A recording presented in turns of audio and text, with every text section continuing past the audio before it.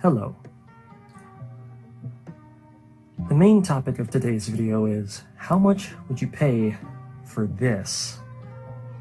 Games usually have a price range. $59 is the norm for a lot of brand new titles, but I highly doubt Yandere Simulator would cost $59 at release. That's just ridiculous for an indie title.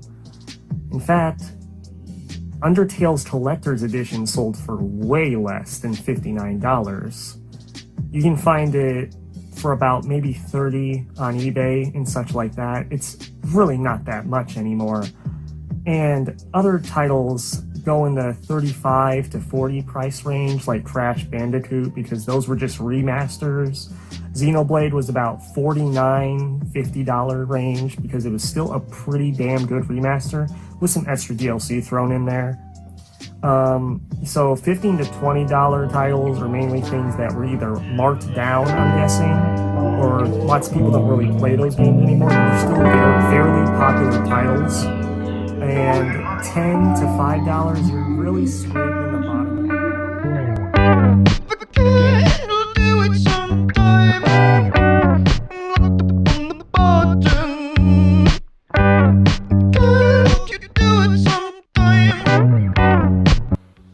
Let's face the facts, there are some truly terrible people out there. People who lie, cheat, scam, abuse, and are just general vermin.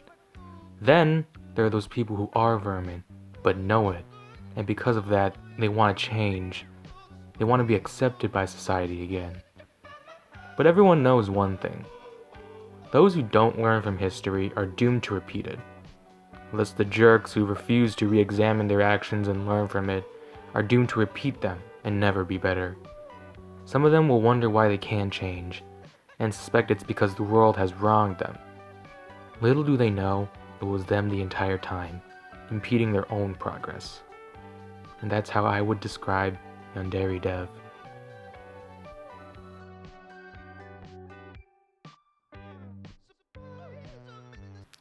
Despite anime being a global phenomenon at this point, I understand that some of the people watching this video might not know what a yandere is.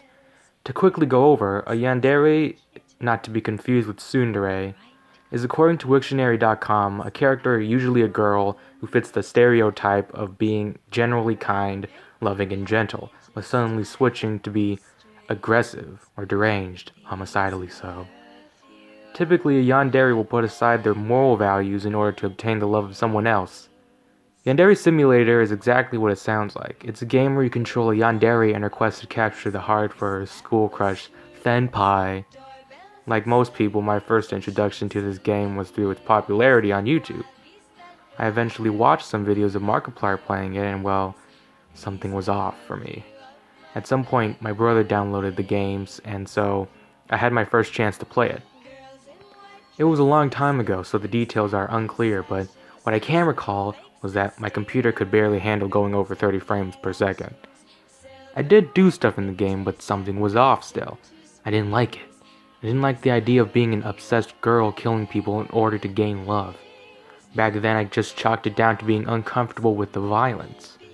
But now that I'm older and more tolerable to fictional gore, I still found myself not exactly liking the concept of the whole game. Now I know why. It's the same problem I feel is prevalent in both Yandere Simulator and the community who cherishes the anime trope as a whole. It's a classic case of romanticizing what's clearly a mental illness. Now you may be thinking to yourself, you're probably overthinking it. And in all honesty, I questioned if I did too. But hear me out for a minute.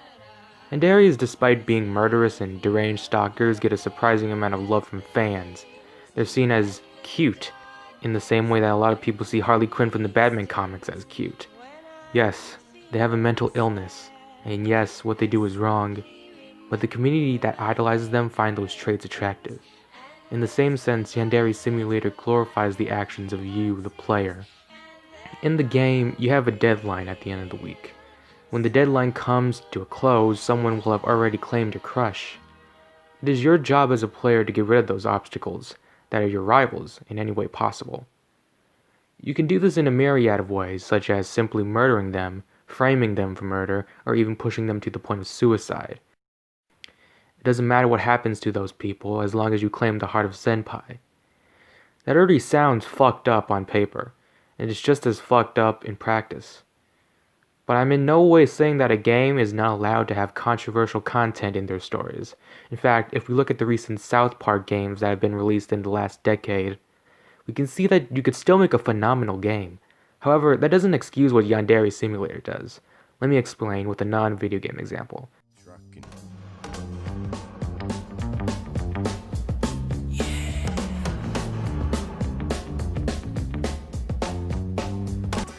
Reservoir Dogs, written and directed by Quentin Tarantino, is about 6 criminals dealing with the aftermath of a diamond heist gone wrong. Most, if not all, the members of the heist are potty mouths and murderous sociopaths. This is very clear in the character of Mr. Blonde, who tortures a police officer just cuz. So what happens to all these crooks at the end of the movie? Well, that's simple. They die. Don't make me do this. Larry, stop pointing that fucking gun at my dad! At no point are any of the characters in the film, aside from maybe Mr. Orange, portrayed as good people. They're just terrible people caught up in the consequences of being terrible people, willing to do terrible things. At the very least, one of them gets arrested, while the other members are killed in the process of the robbery or shot by each other in the ending. Now, compare this to Yandere Simulator. The game has a good ending, believe it or not.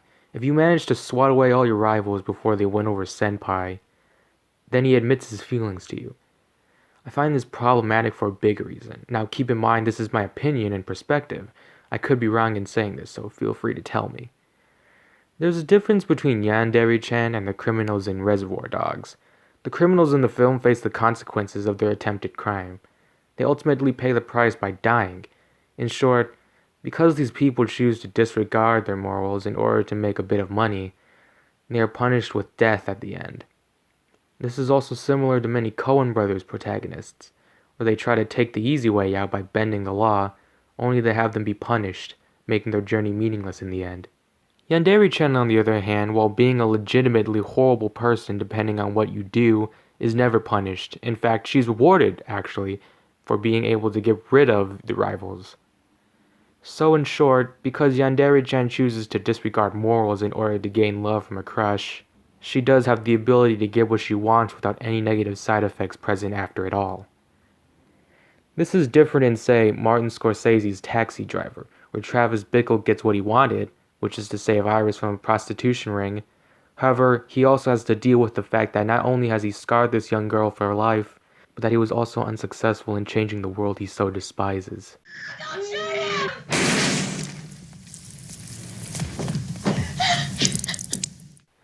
In summary, Yandere Simulator paints the actions of a sociopathic killer as justified and perfectly normal, whether the game means to or not. It also idolizes what's clearly a mental illness on display for fans that just so happen to also idolize it. I want everybody to understand that I'm not making fun of the man behind the game, YandereDev. In fact, I'm not going to be focusing on the game mechanics and whatnot in this video. I just wanted to give my critique on the storyline, the content, and overall nature of it. It's common knowledge that when giving constructive criticism, you're supposed to listen to it and give feedback. So, with that being said, can someone please send the memo over to YandereDev?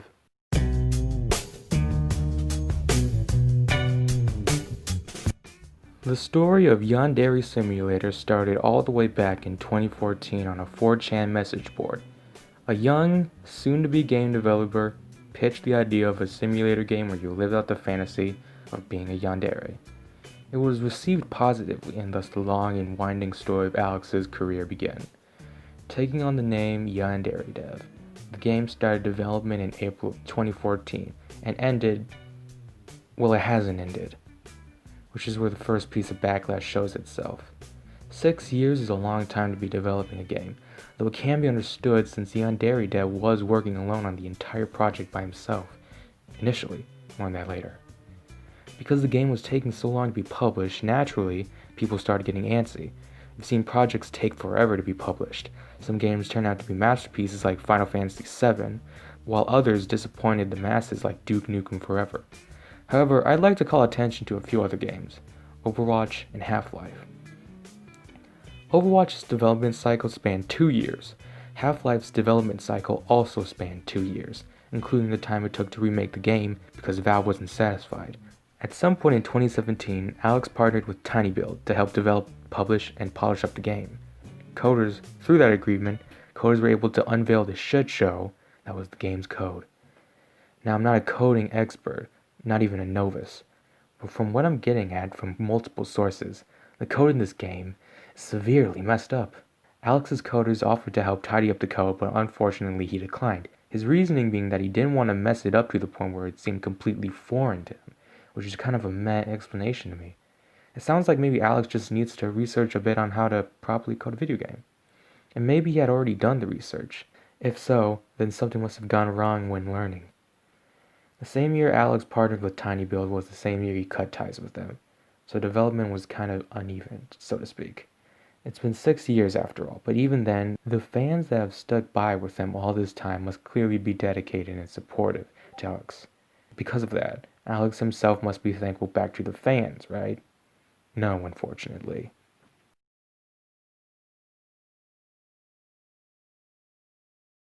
Alex has gained a reputation for being what the fancy pants call a dickwad to his fans. Well, at least the people who aren't of help to him, as it seems.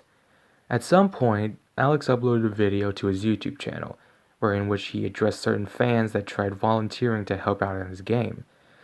I shit you not, this is what he says in his video.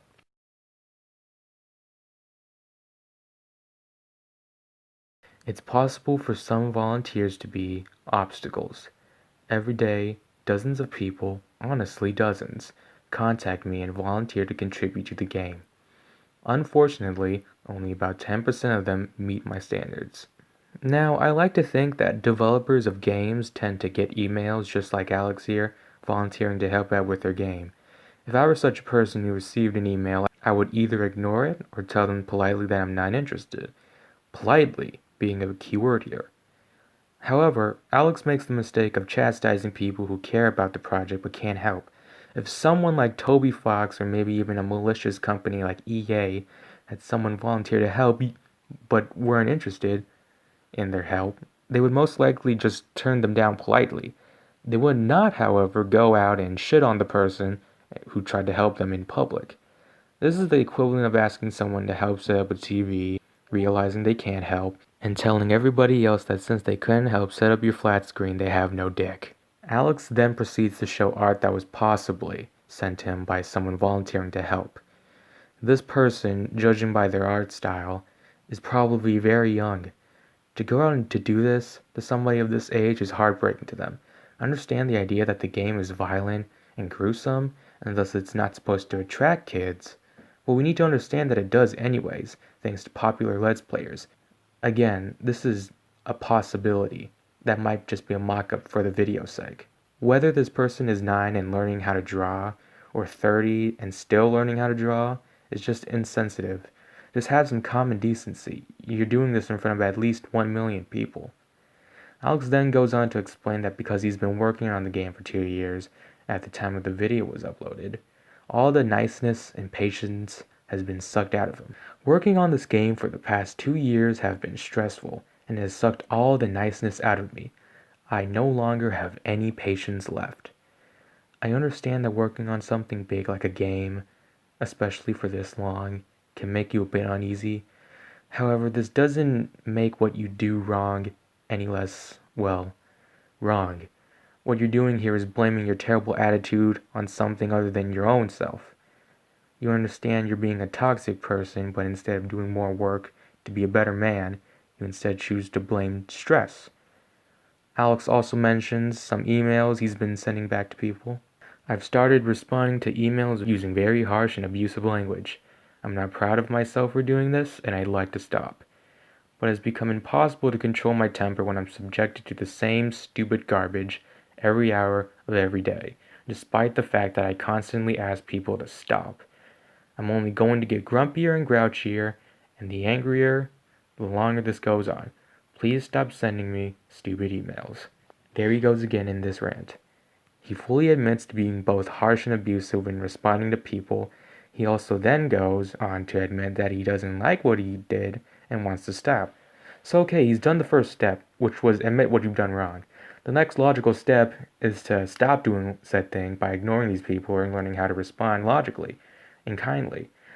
However, he obviously tripped on the way downstairs because at no point did he ever make it to step 2.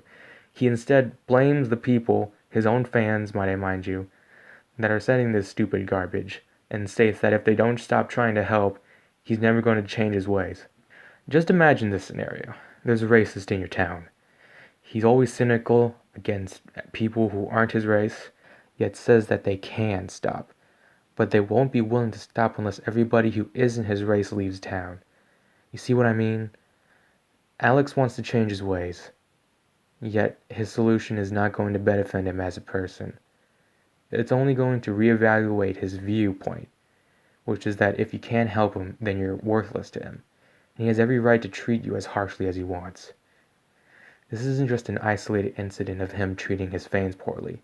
There's footage out there of his Twitch live streams in which he berates viewers he's arguing with.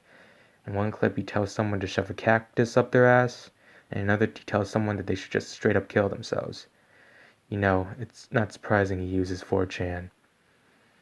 But on that note, I can't really blame him or hold that against him because, it did happen a while ago, like years ago, isn't as severe as insulting people who try to help. This is just classic.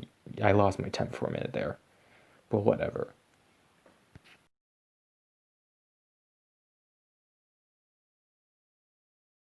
For this chapter of the episode, we'll be diving into the video released by a YouTuber named Rogue Yandere Fan. I'm supposing that's ironic.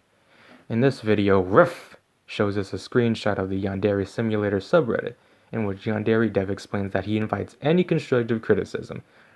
Riff goes on to personally message Alex on Discord. He's polite, he doesn't try to insult Alex right away, he instead asks questions. He instead questions Alex about the game taking so long, and asks if it can ever be released. Alex responds positively, giving his explanation.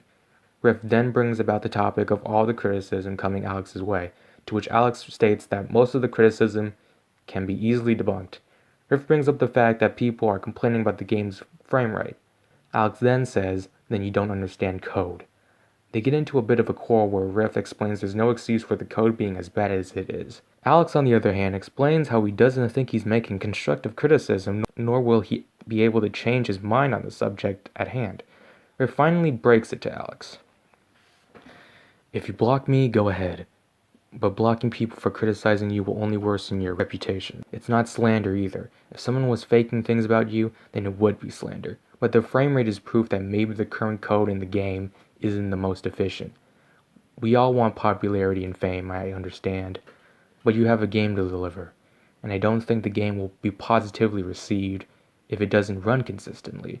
I'm not trying to make you cancel the game and hide for a couple of years. I'm just trying to make a point. Riff is obviously trying to explain to Alex that he needs to do something about the game's code.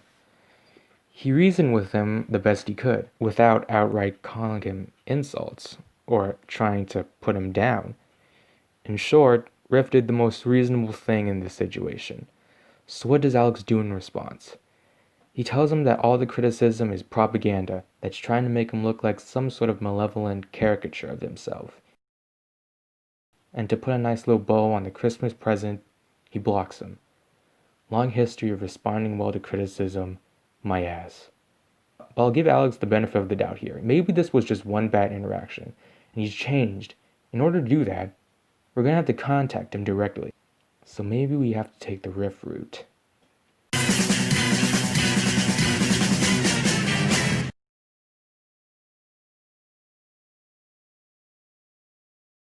If I wanted the full YandereDev experience, I needed to take it a step further. Thus, at some point in a car ride home, I joined the Yandere Simulator Discord server.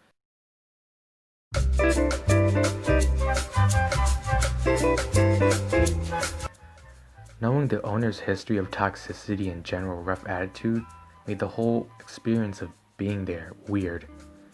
I felt like I was house squatting, like I was somewhere I didn't belong. According to the rules, trolling and mentioning drama on the server is punishable by an immediate ban. as shown in this example of an aftermath of one of the members not following the rules. So obviously, the server had a long history of trolls coming in and raiding the place. So instead of being a kamikaze and going in insults blazing, I decided to just keep my head down, avoid bad-mouthing Alex, and blend in with the crowd. Here are some screenshots I took of me just chilling out. A few days go by, and during a conversation about money and general economy stuff, one user recalls that Alex may be potentially in the poverty line, to which Alex replies explaining that he uses the money he gets from donations to pay his living expenses. A day earlier, I came by over to Alex's live stream where he played Untitled Goose Game, in which he was relatively passive despite being annoyed a few times. At some point, somebody typed this into the chat, and at that point, I started to understand a major issue I didn't see before. The sad thing is, people who hate are probably 9-year-old kids who barely know the meaning of mental health. You see, you're not allowed to bring up drama or mention the existence of trolls on the server. That, in and of itself, will warrant you a permanent ban, no questions asked. While on here, I rarely saw anyone talk bad about Alex as a person, which is to be expected, but this message says a lot to me. It's possible that by blocking out any harsh but genuine criticism of the game or Alex himself, he's created an echo chamber in which he only receives compliments. People like this guy, while I have nothing against him, perpetuate a lie based off of bias and surface level understanding. Off of this, I decided to pull a bit of an experiment.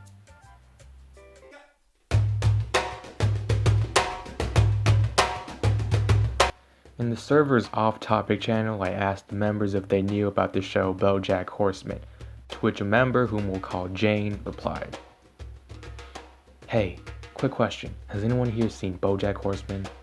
"I have, it's one of my favorite shows." It's about this dude who does terrible things, feels bad about it, then does it again. Hell yeah, it's pretty good, just this terrible guy struggling to find meaning. You see, BoJack does this terrible stuff, right? Valid, I don't know many people into the show. I've watched it 3 times. BoJack is a piece of shit.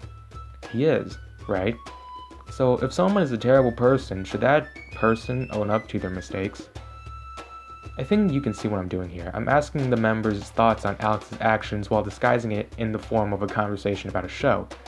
Looking back, I have no idea how I didn't get booted off right away. Anyways, Jane answers my question. Hell yeah, those are the only moments BoJack feels better and finds more meaning in his life, and then he relapses and starts again. Thus, if he can't choose to be better, he continues the cycle of people hating him. Very true. God, I love BoJack Horseman. Good example of a show not needing a likable main character to be good. Then, for a brief second, we actually saw Alex beginning to type out a response. However, he stops. Now, I don't know if I'm hallucinating, but I swear I saw some of my comments deleted before he attempted to respond. Then again, take that with a pinch of salt, since I don't have much evidence for that. Afraid to ask what happened in fear of me getting kicked out, I played along with everybody else. After a moment of silence, I attempted to springboard the conversation back to the show, to see if Alex would have anything to say in the matter. It's interesting, BoJack thinks the world is against him and doesn't deserve the shit that happens to him.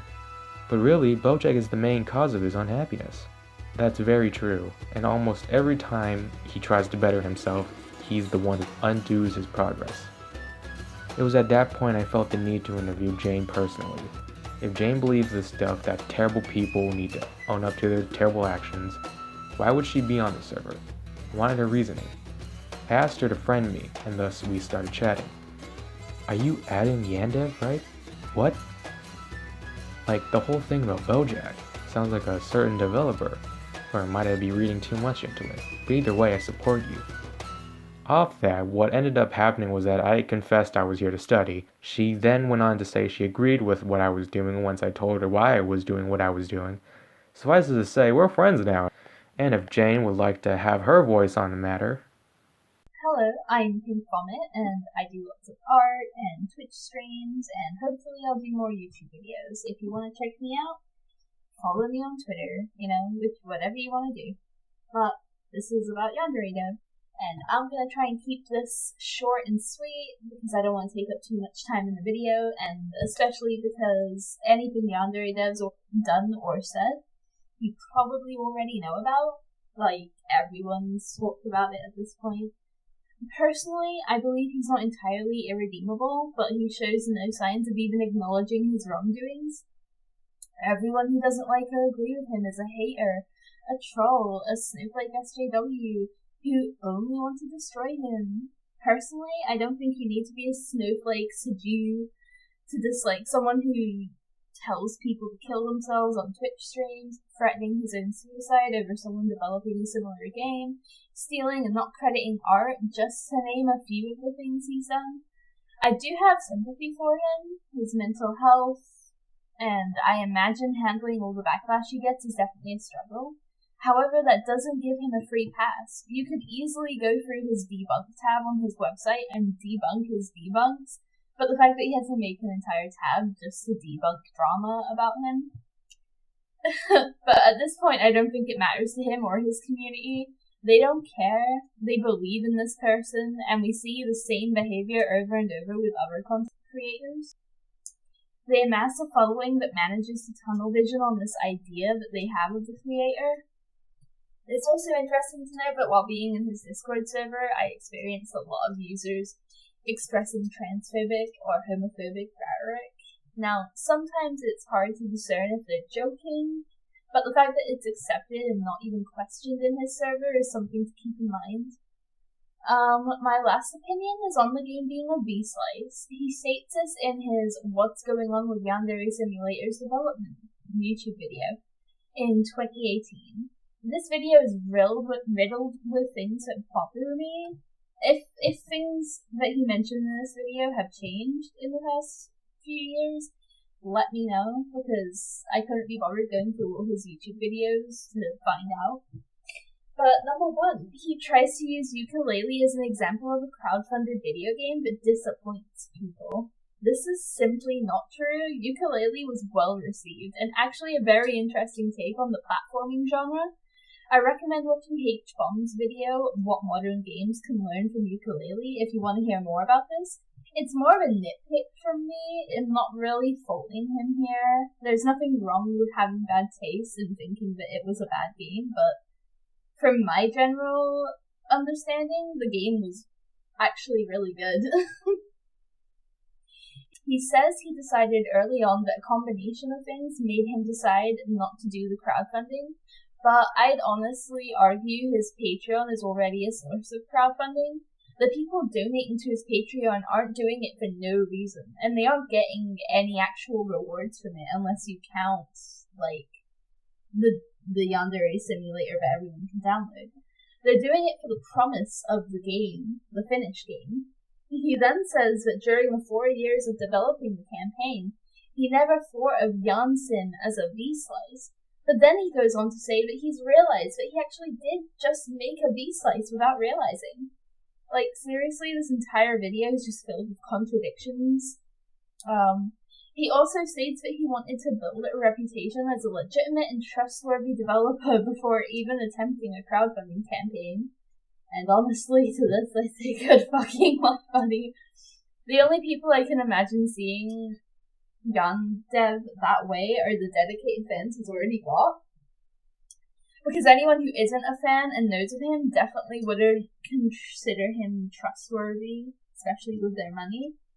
And basically, I think he has two options. Attempt to crowdfund the game with the following he has, and he probably won't succeed to get the funding he needs, because he states that he wants to hire an entire team, including new coders who will replace him, and I honestly don't think he'll raise enough if his Patreon pledge numbers are anything to go by. Also, taking into account that they'll be building an entirely new game, since this V-slice is only going to be used as a base. And two, attempt to pitch the game to a developer who can pick it up and give him the funding and the team that he needs. But again, I don't think he'll be successful in this. Since his partnership with TinyBuild, I don't imagine any developer touching Janssen with a 10-foot pole. And that's also not considering how many other things YandereDev has done that would make him impossible to work with without backlash. Again, if any of this has changed in the past few years, let me know in the comments, because honestly, I'd love to find out, but I don't want to do the legwork, and that's on me. In summary, good luck, Alex, and all your fans, because I think you're gonna need it. And that's me. That's everything I have to say. Back to you. At this point, I was skeptical of the people on the server. Did they actually support Alex, or were they just trying to blend in? But then, later that day, a new member joined the server. This person, who we'll call Forbes, explained his thoughts on the game. As much as I like the Yandere Simulator concept, I think YandereDev fucked up, and that's the thing I say based on what's happening through a lot of time, nearly 6 years now. Members of the server began to chime in, attempting to put down Forbes. However, one member, who shall be called Ricky, had this to say in response to people make mistakes. So what? Why does he take so much time? It's been nearly 6 years. This went on for a while, people responding to Ricky, talking about how people are willing to wait and that quality takes time. The issue of Alex's backlash was also brought up. Rick proceeded to then bring up the lovesick situation. While this was going on, Forbes chimed in once again, responding to Rizik. They also try to fix them and improve themselves, unlike him. User BPDL Chan went on to say, "Did you come here to be mean?" Just like that, I had seen enough. My suspicions were confirmed. The echo chamber did exist. This went on for a while. These were some of the stuff that happened. Suffice it to say, Alex has surrounded himself by people who are willing to overlook and even shrug off what he did. That's a problem. By surrounding himself with people who constantly tell him he's a good person, he's overlooking and undermining his own actions. Actions that he hasn't apologized for. It's possible that because he's in such an environment, he believes that he does not need a change. It was time to proceed to the final step in the investigation. Yesterday, at the time of writing this, I sent Alex a message via email. In it, I asked him 4 questions, avoiding trying to immediately antagonize and provoke him. The email read as follows. "Hello there, I'm redacted. I wanted to ask you a few important questions, and I know I'm supposed to be asking via Reddit, but it seems as though it's under attack as of late, and filled with senseless trolls. Here are the questions. 1. How's your day going? 2. What's an average day like working on the game? 3. What are your opinions on the backlash you've received? Much of what I've heard is very one-sided, so I'd like your perspective. I know you're a human being too. 4. Say someone has wronged you, and that they've truly done something terrible. What should that person do? What should become of them? I'd like to hear your response soon. Thanks." Unfortunately, the email, as you could see, was riddled with errors, so I quickly chalked up an excuse, which was that English was not my second language. Fortunately for me, though, Alex still responded to my questions. 1. Miserable. 2. Struggling to get work done throughout non-stop harassment. 3. I'm sorry if this feels impersonal, but I've already typed out my thoughts here. 4. If someone has committed a crime, report them to the police. Hello there. I'd like to first off apologize for any misspellings I make. I'm not entirely American. Also note that I much rather would like to be called redacted instead of my real name. I want you to know that I sympathize and even empathize with you. Nobody deserves to go through what you did. Nobody deserves to be swatted, told to go die, or even worse. In short, the hate you receive, the severity of it specifically, is too harsh. However, not unexpected.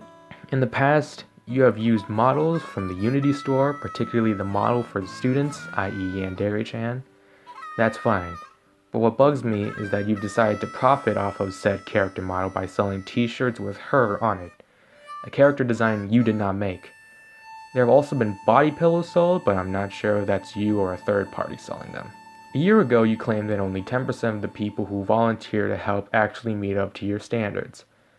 You then explained that you began to use harsh and abusive language when responding to volunteers that weren't of help to you, and that you'd like to stop only if people stop sending stupid garbage. You overlooked the fact that it is your choice to use abusive and harsh language and instead pin the blame on fans. Now, it was a year ago, yes, but that doesn't make up the fact that you haven't genuinely apologized yet and owned up to your actions. I believe in your potential to make a great game, maybe even several games, but if you want people to back off, you need to reflect on your own actions and apologize. Then you can start working to rebuild your image. The next day, Alex responded to a few of the details I brought up in my email.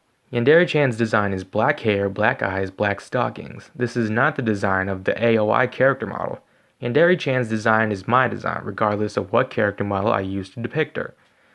By taking a look back at the store page where the pack was originally downloaded, we can clearly see a few preview images of the models contained within. The model in the second image looks a lot, if not identical, to Yandere-chan. All Alex seemed to have done was change the color of her eyes and hair to black. Might I also mention that not one, but two of the character models in the pack were used without being altered the slightest. Hell, these are the designs you see in the front page of the official website. As for the claim that Yan-chan's design is black hair, black eyes, and black stockings, you need to keep in mind that what a character wears is also part of the design. If you were to describe Batman, you'd bring up his suit. You describe Mickey Mouse, you describe his pants. If you describe SpongeBob, you describe not only his shape, but also his attire. Alex mentions the stockings, but not the uniform she wears, which is a part of Yan-chan's design, a design that's not his. Hello everybody, I'm once again adding on to the script due to new information. I found a message by Alex in which he shows us the new model he claims will replace the original. Looking at these models, there still doesn't seem to be too much of a difference between this one and the original model, other than the blues being more bright. This also doesn't change the fact that Alex already and still is selling merchandise for the original design. When responding to my claim that he began responding to emails of volunteers who weren't of help to him with harsh and abusive language, he said, "That is not true. I have never said that." To which I proceeded to link him the archived video, along with the timestamp in which he makes his remarks. He came back to me saying, "That's not an actual email ever sent. That's a mock-up I created for the sake of the video footage." Few things on that. Firstly, I didn't care if the email that was shown was real or fake. In fact, I already had a hunch that it was fabricated for the video's sake. Secondly, he's right. He never said anything about using harsh language towards people who weren't of help to him. That's my fault for getting that wrong. However, if we remember from Chapter 3, he did say, "I've started responding to emails using a very harsh and abusive language," which is actually even worse because this means he'd been responding to basically any email with harsh and abusive language. If that's what he's trying to imply, of course. And lastly, the big issue with this reply is that he avoided the topic of my original email, which is that he said he was being toxic. So I wrote out to him once more. "I know that. However, you said yourself in the video that you've used harsh and abusive language. And again, you pin the blame on people who send you stupid garbage." And what did he say in return? Nothing. As of now, it's been about 4 hours since I last sent the email. I don't know if he'll ever respond, but it feels as though he won't. And as of writing this, the video has been taken down, copyright claimed by Alex himself. It is now August 6th, and he still hasn't replied.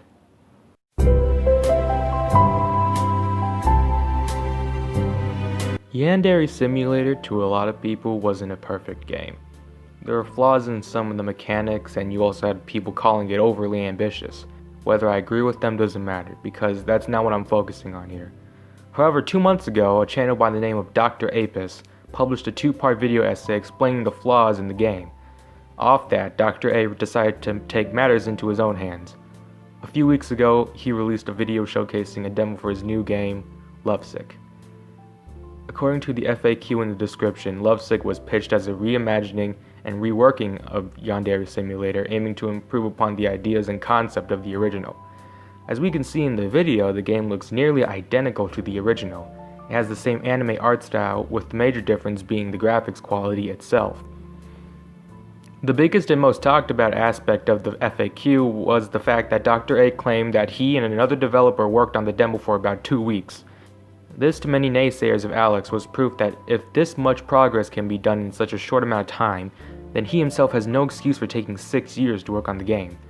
This detail would find itself being repeated time and time again. Now this part of the episode is where it starts to get messy in terms of who's wrong, who's right, and who deserved this, who deserved that. So bear with me. Alex was unhappy with Dr. A's project. To him, by making this revamped version of the game, he completely devalued all the years of work he put into the game. Not only that, but he began to lose the trust of people who supported him, since now they believe that a game that is still in development for 6 years could be recreated in 2 weeks. On the official Yandere Simulator Discord, Alex claimed that Dr. A extracted the assets from his game in order to make the demo trailer. The only reason that their prototype looks even remotely presentable is because they simply copy-pasted all the assets that were created for me over the course of 6 years. Not store-bought assets, but Yandere Simulator's original copyrighted assets. And this is strange for a big reason. Alex is mad and suspects that Dr. A is stealing his work to make the demo. Okay, reasonable. However, if you search up Unity AOI pack in your search engine, you'll find a page for a texture pack containing several anime girls that look exactly like the ones used in Yandere Simulator. Of these models, you can find that of Yandere-chan's. This texture pack, might I mention, was released in October of 2013, a year before development of the game officially started. Alex, I understand that you feel as though they copy-pasted your assets. However, you have to understand that you too are taking assets from somebody else and passing them off as your own. What's even more surprising is that Alex is trying to profit off of said characters you stole by selling t-shirts and even body pillows. Why would you take a pre-made asset, pass it off as your own, and then proceed to whack the money out of it? I understand you bought the models, but they're not yours. This isn't an isolated incident of Alex taking things and not crediting the original source. In this video, The Case of Kokona Haruka, we see 6 silhouettes that Alex calls concepts for rivals. Thanks to the sleuthing of KiwiFarms.com, it was unveiled that the art used in the video was that of other artists as well as other games. There is The Shrine Maiden Custom Adopt by Sensible Bunny, and the character is by VidKid19962. There's Maggie Bride from Ace Attorney. There's fan art of Aisha Landar by Altari for the game Elsword. There's the Orihara twins from Durara. The only piece of art that was actually his own was the concept art for Yandere channel on the far right. In Alex's other video, The Case of Midori Gurin, he uses an image of the character Midori slapping Yandere-chan in the face. This apparently wasn't his, and was instead drawn by an artist by the name of Micah Sozo. Although I couldn't find the video in question, I did find a screenshot of Micah's angry response on Facebook, as well as a DM of her talking about her frustration. Strange. 3 incidents of a guy stealing somebody's work from a guy who was complaining that someone else is doing the same to him. Let's get back to the Discord FAQ now. This is not a case of another developer is making a superior game, but is a case of a con artist pulling a scam that is tricking hundreds of thousands of people into hating me. Now don't get me wrong, if what Alex is saying is true and Dr. A is actually stealing and extracting the models and assets, it does make Dr. A quite sketchy. However, it doesn't change the fact that Alex himself does exactly the same thing. It's a bit uneven, for me at least. On one hand, it could be entirely possible that Dr. A and his partner extracted the assets from Yandere Simulator, polished it up a bit, and proclaimed that they did in fact make the demo within 2 weeks. But then again, why would they claim such a thing? In Dr. A's video examining the flaws of the game, he avoids insulting and bashing the game. Instead, he acts professionally, while giving genuine constructive criticism on the game. It doesn't seem as though he has a hatred or grudge against Alex. He just seems like a person concerned about the game's flaws. I'm adding this to the script last minute. Dr. A has officially changed Lovesick's name to Love Letter, My True Feelings, and has also replaced the original Yandere-chan model to an original one. At least that's what it looks like in the trailer he put out. If Dr. A had a grudge, then it would be reasonable for him to fake the production time in order to devalue Alex's efforts. But as said, he doesn't seem as though he has one. One last thing to mention is that I'm no game developer, but these two are. The only time I've ever tried making a game were the times of me dicking around in RPG Maker and Unreal Engine 4. Dr. A does look like he knows what he's doing, since he did say he recreated the entire school for example purposes in his video. Then again, he could have lied. Then again, he probably didn't. Then again, he doesn't seem like the person to lie.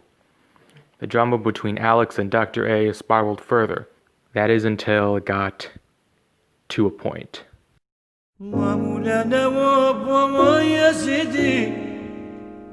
This is a supposed screenshot from a conversation. The actual drama started a while ago, but I don't feel like talking about that. You're aware that your project is having so many destructive consequences on another person's life. How can you possibly continue? Don't you see how harmful and damaging this is for me? If the cost of Yandere Simulator was ending a person's life, I'd cancel development. In short, Alex threatened suicide. Alex went on Twitter where he said, "No, I never threatened suicide or any of the other weird stuff that people are saying. No, someone did not recreate Yandere Simulator within 2 weeks. You've been manipulated into believing false narratives and untrue accusations." I don't know when the Discord screenshot was taken, but if this is true, then Alex needs to be taken to the appropriate care. Like I said, I don't know if the screenshot was faked or not. If so, what was the purpose of doing so? Was it by a fan who wanted people to back off of him and give him pity? Or was it by a naysayer who wanted people to think he was going to die? Alex did post this on Twitter in late January of this year. Thought experiment. Imagine that someone successfully convinces the entire world that you deserve to be treated like shit. As a result, you're harassed by dozens of people every hour of the day for several years with no end in sight. When will you commit suicide? When I first saw this, I was legitimately concerned. My first thought was the situation needs to de-escalate now. Someone's life is being threatened, and it didn't matter to me who was gonna do it or if they deserved it or not. In this situation, I don't want anybody's life to be taken. Let's put ourselves in Alex's shoes for a moment here. Alex has to wake up every day, work on a game, and also has to face hordes of oncoming hate 24/7. I think some of us would understand the feeling or even the experience of being hated by seemingly everybody that crosses your path. I faced a similar kind of thing back in grade school and middle school, though not to this severity. Basically, Alex has this viewpoint that 90% of people don't like him and that it's because he's been wronged. By observing the way the community has been bullying him for the past year or so, it can be understandable that because of the hate, Alex's viewpoint is further confirmed in his mind. However, he's only half right. Yes, 90% of people hate him, but he hasn't been wronged. The hate mob against Alex has a clear justification. Just look at all the evidence I've been showcasing here. The art theft, the profiting off of someone's work, the toxic attitude, the lying. The people against Alex have a right to be mad. They're unhappy with how development of the game was working out, and they're unhappy with Alex's behavior. If we look back at the Discord conversation and the Twitter post, we see that Alex does two things. He hints at his current situation and mental state, and then uses the possibility that he's going to commit suicide as a sort of power move.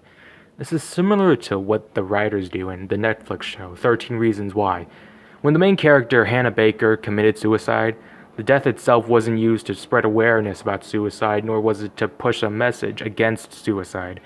It was used primarily to guilt trip the people in the story who bullied her. Alex does a similar thing. By throwing in the air the possibility that he might kill himself because of the people who hate him, he's using such a reality as a guilt-tripping device so that people can back off. In short, he believes that it's someone else's fault that he's being harassed, when in reality, it was him all along. What he did next didn't help his case either.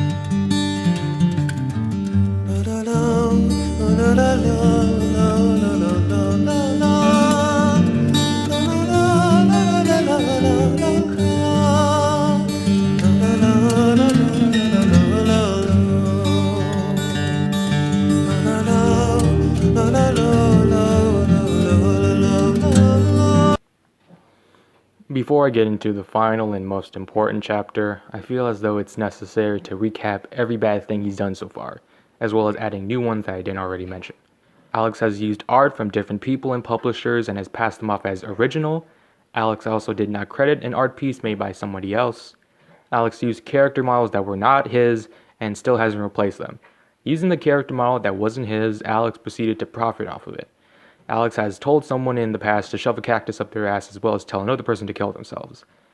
He has belittled members of his fan community that were not of use to him and blames those for his toxic behavior. Alex has a history of not responding to criticism well, at least from people he believes doesn't make genuine criticism. He's created an echo chamber for himself. He's taken down videos criticizing him. He has used the threat of suicide as a crutch against naysayers. And last but not least, he has not apologized for anything above. He also refuses to change his ways, continuing to be a jerk. With that out of the way, I think it's finally time to conclude. I could easily have ended the episode here. I could have easily just said Alex is a terrible person, blah blah blah, etc., and concluded. However, I'm not gonna do that. You see, working on the script involved following Alex and learning more about him. I'm not claiming I know him like he's my brother or anything like that. But with that being said, this project helped me understand where Alex was coming from. Over the past few weeks or so, I've come to dismantle the so-called caricature of him in my mind that he was nothing more than a malicious beast and nothing else. Instead, I now see him as a symbol of a man who's made some real poor decisions that led to his downfall of his social image. Personally, I tend to put myself into the shoes of other people. When Alex says it's miserable living his own life the way it is, I believe him. I've read some of the things that happened to him that are documented on his WordPress blog. He's been sent death threats and gore videos. He's been doxxed. He's been hacked. He's been sent multiple essays telling him why he should off himself. He's had people trying to convince his partners to abandon him. He's been accused of wanting to kill his parents and has been wrongfully swatted. If this kind of thing happened to me, I'd imagine that after a while I'd either become numb to it or I'd become fully convinced that my life has no meaning. It seems to me that in this situation, Alex is constantly fighting every day to convince himself that he isn't worthless. I myself have experienced something similar to this in my middle school years, though not to this severity, as I said before. Bottom line is, Alex has the world against him, and for good reason. Everything from the stealing and profiting to his toxicity are some of the core reasons why Alex gets the hate that he does. In my opinion, the hate that he sees has morphed his perspective on the situation he's in. The memes? Harmless.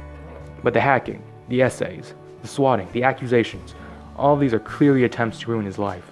The problem I see with this kind of hate is that, while understandable, it phases out the actual constructive criticism Alex is and should be getting. For every constructive comment he gets on the game's code, he probably gets 5 other people emailing him to jump off a cliff. It's because of this he seems to believe in a lie, which is that his actions are not wrong, and that anyone who hates him is an idiot who is just hopping on a bandwagon. Keep in mind, I'm not trying to offend or destroy the community that loathes Alex, but what I am saying is that because there's not enough genuine criticism about Alex as a person and instead more surface level mockery, Alex doesn't understand who he truly is and what he's done. It's possible that he believes the surface level mockery is the only criticism being made. While I think Alex's hate is just a bit too much, that is if what he's claimed happened to him is true, I do want to once again reiterate that it's not coming out of nowhere. Just look at what I've been talking about for the past hour. They hate him because of his actions, and thus people judge him based on his actions, which is what normal human beings do. But it's because Alex lives in a bubble that tells him that he doesn't need to change, and that people are wrong. He's gone down the path of social destruction. 90% of everybody who knows him hates him. To me, the solution is quite clear. Alex has to stop believing the lie. By continuing to believe he's not in the wrong, that he doesn't need to change, and that naysayers are wrong, he can never become better, precisely because he believes he doesn't need to. He needs to reflect on his actions and realize that what he's done is bad. By understanding what he's done, he could take the next step, which is to genuinely apologize. Apologizing, while it can be hit or miss when dealing with celebrities, is still essential in growing up. By apologizing right, he fully admits to his understanding of his past actions. He's maturing as an adult and learning not to do it again, which is the most important part of any apology. Not everyone will forgive him, and that's okay. It's up to the public if they truly see his apology as genuine reflection. At this point, it doesn't matter whether the game goes on to be successful or not anymore. This whole situation has plummeted Alex into a pit that he's finding trouble to climb out of. If he truly wants to be better, he needs to be able to look at himself in the mirror, seeing the flaws and understanding himself. He needs to mature. I mean, just look at everything that's happened. His mental health has gone down the drain because everybody is against him, and everybody is against him because he won't change, and he won't change because he's not willing to look at himself.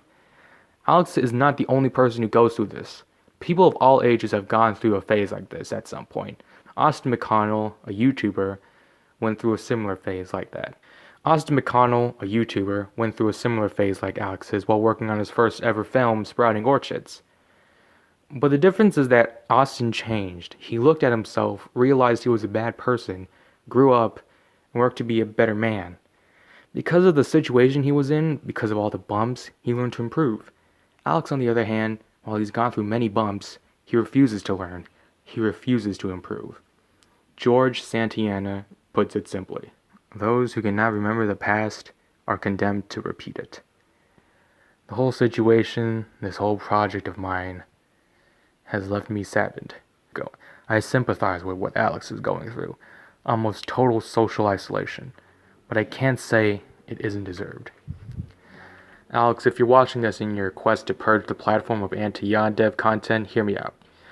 I believe in your ability to make games for a mass audience.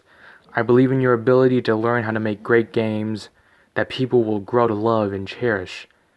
I too have wanted to make something that people will enjoy. I too have put forth effort to make a dream reality. But no one is going to want to be your friend unless you yourself can be your own friend. Look at yourself in the mirror. Look back on all the things that you've done. Reflect on the consequences, the bigger message of it all. It's not all insults and mockery. It's coming from a place of genuine backlash. Backlash that you've brought on yourself because you refuse to change. Because you don't think you should.